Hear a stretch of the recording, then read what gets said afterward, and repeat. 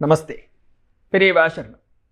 ராமாயணத்தில் ராமனை பற்றி அவனுடைய சத்ரு பட்சத்தில் எப்படிப்பட்ட ஒரு ஒப்பீனியன் இருக்குது அப்படிங்கிற விஷயத்த பார்க்குறதுக்கு இருக்கோம். சாதாரணமாக சத்ருக்கள்னு சொன்னாலே அவள் நேராக ஒரே ஒப்பீனியன் தான், அந்த சைடு சரி கிடையாது சார் அப்படின்னு சொல்கிறது தானே வச்சுட்டு இருக்கோம். அதே தானே பழக்கம். இல்லாட்டா அவள் சைடு வந்து கரெக்டுன்னு எப்படி ஜஸ்டிஃபை பண்ணுறது? அது மாதிரி இங்கே ராமனுடைய சத்ருவாக தானே கிரியேட் பண்ணிட்டவன் தான், சத்ருவாக கிரியேட் பண்ணிட்டவன் ராவணன். இந்த ராவணன் என்ன பண்ணுறான், இந்த ராமனை எப்படியாவது ஓரங்கட்டிடணும், ஒழிச்சு போடணும்னு தீர்மானம் பண்ணிட்டவனாக இதுக்கு ஏதாவது ஒரு வழி பண்ணணும்னு சொல்லி அவளுடைய ராட்சச படைகளெல்லாம் ஏவி விடுறான். அப்படி தண்டகாரண்யத்தில் இருக்கக்கூடிய காலத்தில் ராமன் எப்படி வந்து இந்த அசுரப்படைகளெல்லாம் அழிக்கிறார்னு சில விஷயங்கள்லாம் வருது வால்மீகி ராமாயணத்தில். அவர் இங்கே தாட்டகையை முதற்கொண்டு, அதுதான் முதல் பலி சொல்லப்போனால். தாட்டகையில் ஆரம்பித்து அங்கே கரதூஷணாதிகள், அங்கே இருக்கக்கூடிய பெரிய ராட்சசர்கள் பல பேர் எல்லாரையும் அவர் வதம் பண்ணிடுறார். அதில் தாட்டகையினுடைய பிள்ளைகளில் சுபாகு மாரீச்சன் இருக்கக்கூடியவா இருக்கா. இதில் இந்த மாரீச்சன் முதல்ல ஒரு தடவை ஒரு அட்டாக் பண்ண ட்ரை பண்ணி எஸ்கேப் ஆகி போயிடுறார். மறுபடி லேட்டர் இன்னொரு டயத்தில் திரும்பி அவளுடைய ஃப்ரெண்ட்ஸு சில பேரோட சேர்ந்துட்டு ஒரு சின்ன படையாக அவள் வந்து அட்டாக் பண்ணணும்னு ட்ரை பண்ணி மறுபடி ஒரு தடவை கஷ்டப்பட்டு வாங்கிட்டு தப்பிச்சு போயிடுறார். போன உடனே இனிமேல் இந்த திசையிலேயே நம்ம தலை வைக்கப்படாதுன்னு சொல்லி அனுபவப்பட்டவராக, என்ன அனுபவப்பட்டவனுக்கு தானே தெரியும் விஷயம் அப்படின்னு. அப்போ ராமனை பற்றி விஷயங்கள் எல்லாமும் தெரிஞ்சுண்டு அனுபவப்பட்டு ஃபஸ்ட் ஹேண்டாக அனுபவப்பட்டு பேசாமல் ஒரு சைடு கண்ணு காணாமல் எங்கேயோ போய் உட்காண்டுறதுன்னு ஒரு தபஸ் வாழ்க்கையாக வாழ ஆரம்பிச்சிடறான் மாரீச்சன். இப்படி அவன் ஒரு பக்கம் இருக்கான். ராவணன் இன்னொரு சைடில் என்ன ஆகுறதுனாக்கா, அவனுக்கு கோபம் கொப்பளிக்கிறது. யாரோ ஒருத்தன் ஒரு ஆளாக வந்து நின்றுண்டு என்னுடைய இப்பேற்பட்ட ராட்சச சைன்யத்தை இவ்வளோ பேரை கொன்னுருக்கான்னு கேள்விப்பட்டிருக்கேனே, இது எப்படி பொறுத்துன்னு சும்மா இருக்கிறது அப்படின்னு ராவணனுக்கு கோபம். கோபம் எதனால் வருது? இந்த இடத்துல அகங்காரம், தன்னோட ஒரு ஈகோன்னு ஒன்று இருக்கே, அந்த ஈகோ ரொம்ப ஜாஸ்தியாக போய் எப்படி ஒருத்தன் அதுவும் ஒரே ஆளாக வந்து இவ்வளோ படையை கொன்னுருக்கான்னு சொன்னாக்கா அதை இவனால் டைஜஸ்ட் பண்ண முடியல. உள்ளுக்குள்ளே இவனுக்கே பயம் வர ஆரம்பிச்சிருக்கணும். ஏன்னா ஒரே ஆள் இப்படி இவ்வளோ பேரை முடிக்க முடியும் அப்படின்னு ஒரு சந்தேகம் இருக்கும் இல்லையா. அப்போ தனக்கே இது நாளைக்கு தன் தலைக்கு ஒரு பங்கமாக இது வந்துருமோ அப்படிங்கிற ஒரு பயத்தினால ராவணன் எப்படியாவது ராமனை ஒழிக்கணும்னு திட்டம் தீட்டின்னு வரான். ஆனால் இந்த ஒரே ஒரு ஆள் பெருசாக ஒன்றும் ஒரு தெய்வீகமான கலையோ ஒரு மாயாஜாலமோ எதுவும் பண்ணாமல் ஒரு ஆள் இவ்வளோ பேரை அழிச்சிருக்கான்னு சொல்லும் பொழுது அவங்ககிட்ட ஏதோ ஒரு பவர் இருக்குது அப்படிங்கிறத தெரிஞ்சின்றவனாக தன் சைடுக்கு வலிமை சேர்த்துக்கணும்னு தீர்மானம் பண்ணிட்டு மாரீச்சனை போய் பார்த்து டிஸ்கஸ் பண்ணுறான். டிஸ்கஷன்னா என்ன, பேசிக்காக என் சைடுக்கு நேசக்கட்சியாக நீ என் பக்கம் சேர்ந்துக்கோ அப்படின்னு கூட்டணி ஃபார்ம் பண்ணுறதுக்காக அவர் கூப்பிட்றதுக்கு போகிறான். மாரீச்சன்ட்ட போய் இந்த மாதிரி ராமனை நான் டார்கெட் பண்ணுறேன், எனக்கு அவனை அழிக்கணும்னு சொல்லிவிட்டு ராமனை பற்றி இவனாக இது வரைக்கும் என்ன நினச்சிட்டு இருக்கானோ அது எல்லாத்தையும் எடுத்து சொல்கிறான். அதாவது ராமன் சரி கிடையாது, அவனுக்கு நல்ல குணங்களே கிடையாது, அவனை வந்து அவன் இருந்த ஊர்லேருந்து அவன் அப்பாவே கோச்சின்னு அவனை துரத்தி விட்டுவிட்டார் அங்கேருந்து, இப்படின்னு தான் என்னெல்லாம் நினச்சிட்டு இருக்கானோ, அல்லது மற்றவா சொன்னத்தை கேட்டு இந்த சொல் புத்தி கிடையாது சுய புத்தி கிடையாதுன்னு சொல்லுவாள், அந்த மாதிரி யாரோ சொன்னத்தை கேட்டு இவன் என்ன நினச்சிட்டு இருக்கானோ ராமனை பற்றி, அப்படி நினச்சிட்டு இருந்ததை வச்சு இவன் மாரீச்சன் கிட்ட ஒரு பிக்சரை பெயிண்ட் பண்ணுறான். ராமன் இப்படிப்பட்டவன், அதனால் ரொம்ப குரூரமானவன், இவ்வளோ பேரை கொன்னுருக்கான் பாரு நம்ம ராட்சச சைன்யத்தில், அதனால் நம்ம இவனை டார்கெட் பண்ணணும், இதுக்கு நான் ஒரு பிளான் ஒர்க் அவுட் பண்ணி வச்சுருக்கேன், நீ தான் மாயாஜால வித்தையில் நன்னா தேர்ந்தவன் நம்ம கூட்டத்தில், அதனால் நீ தான் எனக்கு இதுக்கு ஹெல்ப்புக்கு வரணும், ஒரு பிளான் போட்டு வச்சுருக்கேன்னு சொல்லி பிளான் எல்லாம் டீட்டெயில் பண்ணுறான். நீ ஒரு மாயமானாக வர வேண்டியது, அப்படி பார்த்தாலே ஸ்வர்ண வர்ணமாக அப்படியே ஒரு ஜிலுன்னு பார்த்தாலே கண்ணை பறிக்கக்கூடிய ஒரு தங்கமானாக நீ வரணும். உன்னை பார்த்த உடனே சீத்தை வந்து ஆசைப்பட்டுட்டு ராமனையும் லக்ஷ்மணையும் அப்படி போக சொல்வா, அந்நேரம் பார்த்து நான் இவளை கவர்ந்துட்டு போயிடுறேன், இப்படி எல்லாம் பிளானிங் சொல்லிட்டு இருக்கான். மாரீச்சன் இது எல்லாத்தையும் கேட்டுன்னு இருக்கான். அந்த ஒரு சர்க்கம் இவர் சொல்லி முடிக்கிறார். ராவணன் வந்து என்ன பிளான்றதை சொல்லி முடிக்கிறாரா, சொல்லி முடிச்சுட்டு இதன் மூலமாக நம்ம ராவணனை டார்கெட் பண்ணிவிடலாம், அழிச்சு விடலான்னு சொன்ன உடனே இதெல்லாம் கேட்டுன்னு இருக்கிற மாரீச்சனுக்கு என்ன ஆறுதான், உதடெல்லாம் உலர்ந்து விடுறதான். இதே வால்மீகி எழுதுறார் இந்த சர்க்கத்தினுடைய கடைசி ஸ்லோகமாக. இதெல்லாம் கேட்டு அவனுக்கு பயத்தில் உதடெல்லாம் உலர்ந்து விடுறது. உடனே உதட்டெல்லாம் ஈரம் பண்ணிக்கிறான். மறுபடி நன்னா இப்படி ஈரம் பண்ணிட்டு ராவணனுக்கு பதில் சொல்ல ஆரம்பிக்கிறான் மாரீச்சன் அப்படின்னு அடுத்த சர்க்கத்தை ஆரம்பிக்கிறார். அப்போது பதில் சொல்ல ஆரம்பிக்கும் பொழுதே முதல் பாயிண்டில் என்ன சொல்கிறார், ஃபஸ்ட்டு ஸ்லோகத்தில் இவன் நல்ல வாக்விசாரதனாக இருக்கார் இந்த மாரீச்சன். அதாவது எப்படி சொல்லணுங்கிறத நன்னா யோசித்து அந்த ஆப்போனண்ட்டுக்கு நன்னா புரிகிற மாதிரி, அதாவது எதிர்க்க இருக்கிறவருக்கு நன்னா புரிகிற மாதிரியும் அவள் கொஞ்சமாவது இதை அக்செப்ட் பண்ணிக்கிற மாதிரியும் நல்ல விதமாக நயமாக சொல்லக்கூடிய ஒரு ஆளாக இவர் இருக்கார் அப்படின்னு மாரீச்சனுடைய இந்த ஸ்போக்கன் ஸ்கில் அதை பற்றி சொல்கிறார். அப்படி இருக்கக்கூடிய மாரீச்சன் மெதுவாக ராவணன்ட்ட சொல்ல ஆரம்பிக்கிறார்.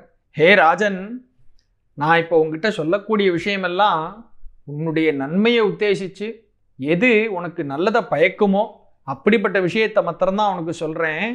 அதனால் நான் சொல்கிறத கொஞ்சம் கவனமாக நீ கேட்டுக்கோ. உனக்கு அது பிடிக்கிறதோ பிடிக்கலையோ, உனக்கு நிஜமாகவே நல்லதை செய்யக்கூடியது இதுதாங்கிறதுனால உனக்கு நான் இதை சொல்ல கடமைப்பட்டிருக்கேன்னு முன்னாடி ஒரு ப்ரிஃபேஸ் போட்டுடுறார். அதாவது ஒரு அட்வான்ஸ் வார்னிங் மாதிரி. அதுக்கு ரொம்ப அழகான ஒரு வாக்கியம் கொடுக்குறாருங்க வால்மீகி. சுலபாக புருஷா ராஜன் சததம் பிரியவாதினஹா அப்பிரியஸ்ய பத்தியஸ்ய பக்தா ஸ்ரோதாச்ச துர்லபகான்னு ஒரு வார்த்தை கொடுக்குறார். இது இன்னி வரைக்கும் நமக்கு என்றென்றும் உலகம் உள்ள வரைக்கும் அப்ளிகபிளான ஒரு சென்டென்ஸ். என்ன சொல்கிறார்? ஹே ராஜன், நீ சொல்கிறதுக்கெல்லாம் ஆமாம் போடுறவாளாகவும் உனக்கு எது கேட்கறதுக்கு பிடிக்குமோ அதை மட்டும் உனக்கு எடுத்து சொல்கிறவாளாகவும் ஆள்கள் நிறைய பேர் கிடைப்பா. சததம் பிரியவாதினகா, எப்பவும் உனக்கு பிடிச்சதை மாத்திரமே சொல்லக்கூடியவாளாக ஆள்கள் நிறைய கிடைப்பா. சுலபாக புருஷா ராஜன், அப்படிப்பட்டவா நிறைய இருக்கா.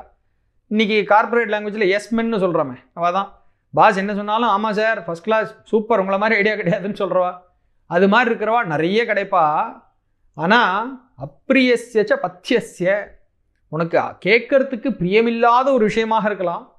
அதே மாதிரி பத்தியம்னு இந்த மருந்தில் சொல்கிறாள், ஒரு பத்தியமாக இதை சாப்பிட்ருங்கோ, ஒரு 3 நாளைக்கு கஷாயம் சாப்பிடுங்கன்னு சொல்கிறாள். அந்த மாதிரி அப்பிரியமாக உனக்கு கேட்கறதுக்கு பிடிக்காத விஷயமாகவும் இருக்கலாம், பத்தியம் மாதிரி. ஆனால் அதே நேரத்தில் உனக்கு மருந்தாக உனக்கு நிஜமாகவே நன்மையை கொடுக்கக்கூடியதாக இருக்க விஷயம் இருக்க. அப்படிப்பட்ட விஷயத்தை சொல்கிறதுக்கும் ஆள் கிடையாது, சொன்னால் கேட்கறதுக்கும் ஆள் கிடையாதுப்பா உலகத்தில். அப்பிரியஸ்ய பத்தியஸ்ய பக்தா ஸ்ரோதாச்ச துர்லபா. பக்தானா சொல்கிறவன், ஸ்ரோதா கேட்குறவன், இதுக்கு ஆளே கிடைக்காது. துர்லபங்கள்லாம் ஆள் கிடைக்கிறதே. அதனால் இப்படிப்பட்ட உலகத்தில் உனக்கு நான் சொல்ல போகிறது பிடிக்கிறதோ பிடிக்கலையோ, பிடிக்கலைனாலும் உனக்கு இது பத்தியம் மாதிரி, உனக்கு மருந்து மாதிரி, உனக்கு நன்மையை மாத்திரமே கொடுக்கக்கூடியதான வாக்கியம். அதனால் நான் சொல்கிறத கொஞ்சம் கவனமாக கேட்டுக்கோ அப்படின்னு ராஜா கிட்ட சொல்ல ஆரம்பிக்கிறேன். ஏன்னா ஆல் செட் அண்ட் டன், அவன் பெரிய ராஜா இல்லையா ராவணன். அவங்ககிட்ட கொஞ்சமாவது என்ன சொன்னாலும் எஸ் உடனே சரி அப்படின்னு ஒத்துக்கணும்னு தானே அவன் எதிர்பார்ப்பான். அப்போ முதல்ல அவனை கொஞ்சம் ப்ரிப்பேர் பண்ணணுமோ இல்லையா, அது மாதிரி ஒரு பேக்ரவுண்டை சொல்லிட்டு இவர் ஆரம்பிக்கிறார். இந்த சென்டென்ஸ் இருக்கே, இந்த ஒரு ஸ்லோகம், இந்த ஸ்லோகம் ரொம்ப ஒரு ரெலவென்ஸ்ன்னு சொன்னாக்கா இன்னி வரைக்கும் ரெலவென்ஸ் உள்ளதாக இந்த ஸ்லோகம் இருக்க போகிறது. ஏன்னா இதே மாதிரி தான் உலகத்தில் எல்லோரும் இருக்கும். நம்ம எப்படி இருக்கோம், நமக்கு பிடிச்சதை ஒருத்தர் சொன்னாக்கா கேட்டுக்கிறோம், பிடிக்காத ஒன்று சொன்னாக்கா சும்மா இவர் பாட்டு உபதேசம் பண்ணிட்டு இருக்கார் சார் அப்படின்னு கிளம்பி போயிடுவோம். அதே தான் இங்கே சொல்கிறார். அதனால் இந்த சென்டென்ஸ் இருக்கே, இதே ஸ்லோகம் ராமாயணத்திலேயே 2 இடத்துல வருது. இங்கே ஒரு இடத்துல ஆரண்ய காண்டத்தில் மாரீச்சன் ராவணனுக்கு அட்வைஸாக பண்ணுறான். இதே வசனத்தை யுத்த காண்டத்தில் விபீஷணன் மறுபடியும் ராவணனுக்கு அட்வைஸாக பண்ணுறான். ஆச்சரியமாக இருக்கும் பார்த்தாக்கா.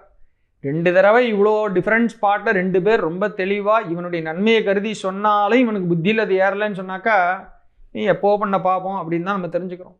ஆனால் அந்த சென்டென்ஸினுடைய வேலிடிட்டி என்னங்கிறத நம்ம இதுலேருந்து தெரிஞ்சுக்கலாம், எவ்வளோ இம்பார்ட்டண்ட்டான விஷயம். இன்னொரு ஆச்சரியமான விஷயம், இதே வார்த்தைகள் விதுரநீதியில் மகாபாரதத்தில் சொல்கிறோமே, விதுரநீதி, விதுரன் திருதராஷ்டிரன்ட்டு சொல்கிறதாக விதுரநீதியில் 5வது அத்தியாயத்தில் இதே ஸ்லோகம் அங்கேயும் நம்ம பார்க்கலாம். அவரும் சொல்கிறார், இந்த மாதிரி நல்லதை சொன்னால் கேட்குறதுக்கு காலமே இல்லை லோகத்தில் அப்படின்னு சொல்கிற மாதிரி அதே மாதிரி இதே வார்த்தைகள் சேம் ஸ்லோகம் அங்கே விதுரனுடைய வாக்காக பார்க்கணும். சரி, இப்படி ஒரு ப்ரிஃபேஸ் கொடுத்துட்டு இவர் ஆரம்பிச்சுட்டு நீ என்னமோ ராமனை பற்றி நிறைய என்னென்னமோ சொன்னேன், யாரோ சொன்னதை எதையோ கேட்டுண்டு நீ ஏதோ ஒரு ஒப்பீனியன் ஃபார்ம் பண்ணிட்டு இருக்கேன்னு நினைக்கிறேன் அப்படின்னு அவர் கிளாரிஃபை பண்ண ஆரம்பிக்கிறார். இந்த ராமனை போய் என்னமோ அவள் ஊர்லேருந்து அடித்து துரத்தி விட்டா அவள் அப்பாவே விரட்டி விட்டாருன்னு நீ சொல்கிறியே, அவன் ஊர்லேருந்து எப்படி கிளம்பி வந்தான்னு உனக்கு தெரியுமா அப்படின்னு சொல்லி இவர் தான் ஏற்கனவே ஃபஸ்ட் ஹேண்டாக நிறைய அனுபவப்பட்டிருக்காரு ராமன்கிட்ட. அதனால் ராமனுடைய வீரம் பராக்கிரமமும் எல்லாம் தெரியும். ப்ளஸ் ராமனை பற்றி தெரிஞ்ச பிறகு தான் இவர் ஓரமாக ஒதுங்கியிருந்து ஒரு தபஸ்வி மாதிரி ஒரு வாழ்க்கைக்கு ஒதுங்கிட்டார். அப்போது இது வரைக்கும் ராவனை பற்றி தெரிஞ்சுன்றதை வச்சுட்டு இவர் ராவணனுக்கு இங்கே கிளாரிஃபை பண்ணுறார். அவன் எப்படி ஊரை விட்டு கிளம்பினாங்கிற விஷயத்த சொல்கிறேன், நல்லா புரிஞ்சுக்கோ, நீ நினைக்கிற மாதிரிலாம் இல்லை அப்படின்னு சொல்லிட்டு அது ஒரு வார்த்தை கொடுக்குறாரு இங்கே. வஞ்சிதம் பிதரம் திருஷ்டுவா கைகேய்யா சத்தியவாதினம் கரிஷ்யாமீதி தர்மாத்மா ததா பிரவ்ரஜிதோ வனம் அப்படிங்கிறார். அங்கே ராமன் என்ன பண்ணுறான், தன்னுடைய பிதாவை பார்க்குறான். தன்னுடைய பிதாவாகப்பட்ட தசரதன் வஞ்சிக்கப்பட்டார் அப்படிங்கிறத அவன் பார்க்குறான். வஞ்சிதம் பிதரம் திருஷ்டுவா, யாரால் வஞ்சிக்கப்பட்டார்? கைகேயினால் வஞ்சிக்கப்பட்டார்ங்கிறது ராமன் தெரிஞ்சுக்கிறான். என்ன தசரதனை ஏதோ ஒரு காரணம் சொல்லி ஏமாத்தினா அவனுடைய பழைய முன்ன கொடுத்த 2 வரான்னு கேட்டு ஏமாத்தினா இவன் வாங்கிக்கிறான். அதெல்லாம் நம்ம நிறைய படிச்சிருக்கோமே. அப்படி கைகேயினால் வஞ்சிக்கப்பட்ட தசரதனை பார்க்குறார் இவர் ராமன். அந்த தசரதன் எப்படிப்பட்டவர்னு சொன்னாக்கா சத்தியவாதினம், எப்பொழுதும் சத்தியத்தை மாத்திரமே பேசுகிறவராக இருக்கக்கூடிய தசரதன் இப்படி வஞ்சிக்கப்பட்டுட்டார் அந்த இடத்துலங்கிறத ராமன் பார்க்குறான். பார்த்த உடனே அவனுக்கு முதல் விஷயமாக என்ன தோன்றது மனசில்? கரிஷ்யாமி இதி தர்மாத்மா. இங்கே ராமன் என்ன வார்த்தை சொல்கிறான்? தர்மாத்மான்னு ஒரு வார்த்தை சொல்கிறான் மாரீச்சன். நினச்சி பாருங்க, சத்ரு பட்சத்தில் இருக்கான். அவனுக்கு தெரியும் இப்படி சொன்னாக்கா ராவணன் இப்படி ரிசீவ் பண்ணுவான்னு எல்லாம் தெரியும். ஆனால் தனக்கு தெரிஞ்ச விஷயத்த சொல்லாமல் இருக்க முடியாதே. ராவணனுக்கு இப்படியாவது இந்த உண்மை தெரியட்டுமே அப்படிங்கிறது ஒன்று. ராமன் எப்பேற்பட்ட ஒரு தர்மாத்மா, அதை சொல்லாமல் எப்படி இருக்கிறது? இவ்வளோ தூரம் தெரிஞ்ச பிறகு என் வாயினால் எப்படி சொல்லாமல் இருக்கிறதுன்னு சொல்லிட்டு இந்த வார்த்தையை எடுத்தே சொல்கிறான். கரிஷ்யாமி இதி தர்மாத்மா ததா பிரவ்ரஜிதோ வனம். ராமன் என்ன டிசைட் பண்ணானா, நம்ம அப்பாவோ எப்பவும் உண்மையே பேசுகிறவர், சத்தியவாதினம், எப்பவும் இந்த சத்தியத்தை மட்டுமே முக்கியமாக உயிர் மூச்சாக வச்சுட்டு இருக்கிறவர்னு அவருக்கு ஒரு பேர் இருக்குது. இப்போது தம் வாக்குனால 2 வரத்தை இந்த அம்மாவுக்கு கொடுத்துட்டார். இப்போ இந்த வாக்கு நடக்காமல் போயிடுத்துனா என்ன ஆகும்? அப்பாவுக்கு பேர் கெட்டு போயிடுமோ இல்லையோ? அவர் சத்தியத்தை சொல்லலை, அவர் ஏதோ ஒரு பொய் சொல்லிவிட்டார்னு ஆயிடுமே அப்படின்னு சொல்லி தன் அப்பா இப்போவும் எப்பவும் சத்தியவாதினமாக எப்பொழுதும் உண்மையே பேசுபவராக இருக்காருன்னு ப்ரூவ் பண்ணணும்னு ராமன் தீர்மானம் பண்ணிட்டானான். அப்படி தீர்மானம் பண்ணதுனால என்ன செஞ்சான்னு இந்த 2வது லைனில் சொல்கிறார். கரிஷ்யாமி, இதை செய்வோன்னு தீர்மானம் பண்ணிட்டான் ராமன். உடனே என்ன பண்ணாங்கிறத நாளைக்கு பார்ப்போம். பெரிய வாசர்.